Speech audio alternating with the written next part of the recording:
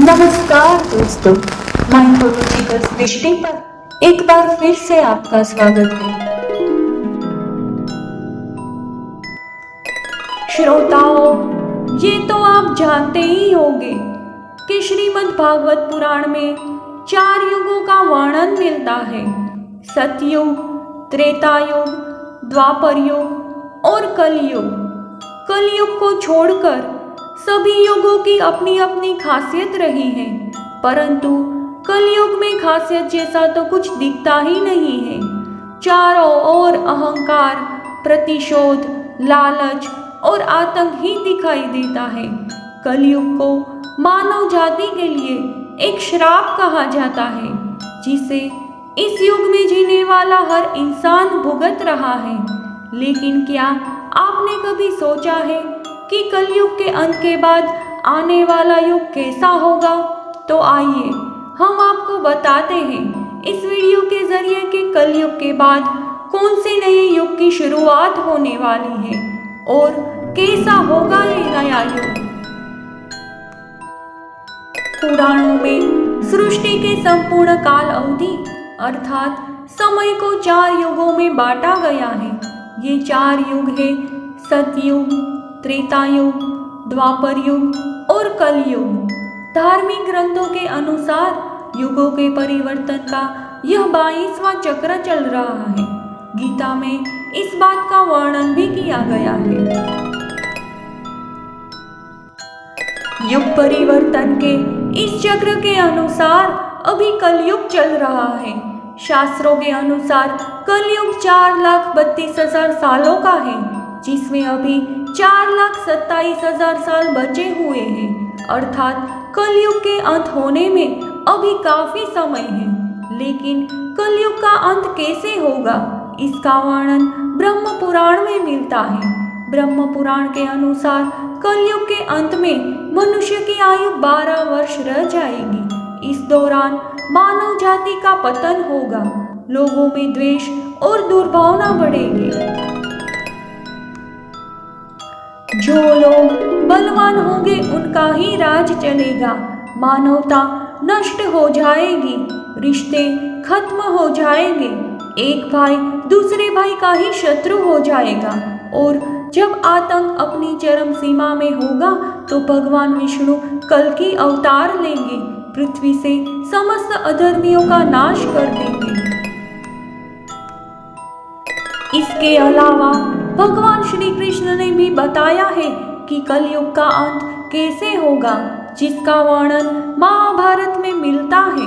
श्री कृष्ण के अनुसार कलयुग में ऐसे लोगों का राज होगा जो बोलेंगे कुछ और करेंगे कुछ।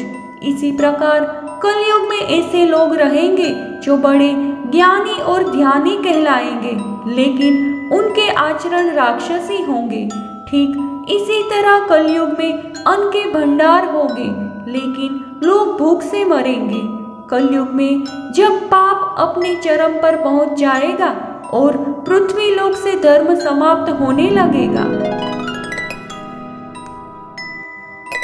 तब मैं कल्कि रूप में अवतरित होकर इस धरा को पापों से मुक्त करूंगा और उसके बाद जो नया युग आएगा वो सतयुग कहलाएगा।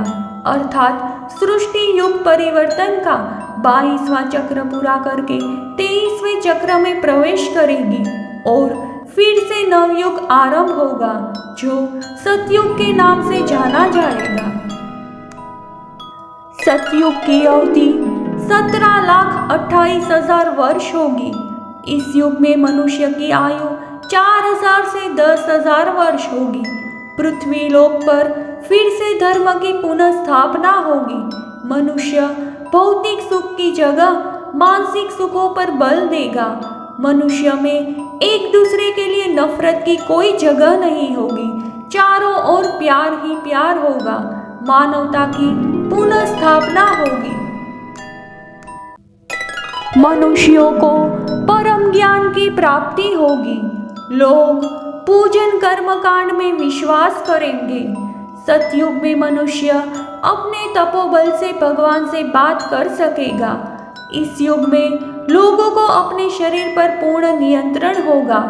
आत्मा का परमात्मा के मिलन से सभी सुखी होगा, अर्थात सतयुग को इस सृष्टि का सुवर्ण युग कहा जाएगा। परंतु कलयुग को अभी अपना काफी लंबा समय तय करना है और सतयुग के आने में लाखों वर्ष बाकी है।